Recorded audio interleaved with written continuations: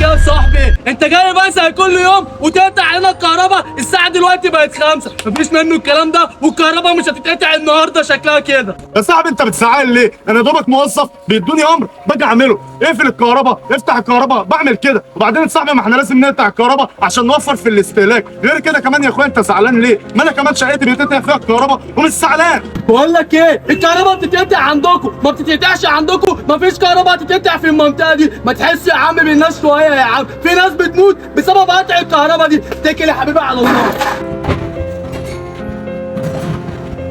من النهارده كده مفيش كهرباء هتتقطع تاني. كيف اخوك يعمل لك مصيبه بره؟ مصيبة ايه اللي اخويا يعملها يا؟ هو حد يقدر يبص له؟ او في حد دسه على طرف؟ انت يا بسرعه يا. مسك الموظف بتاع الكهرباء اللي بيقطع النور وبهدله في الشارع. يا نهار اسود، هو يوم اخويا يجي مع حد من بتوع الكهرباء؟ طب امشي انت دلوقتي.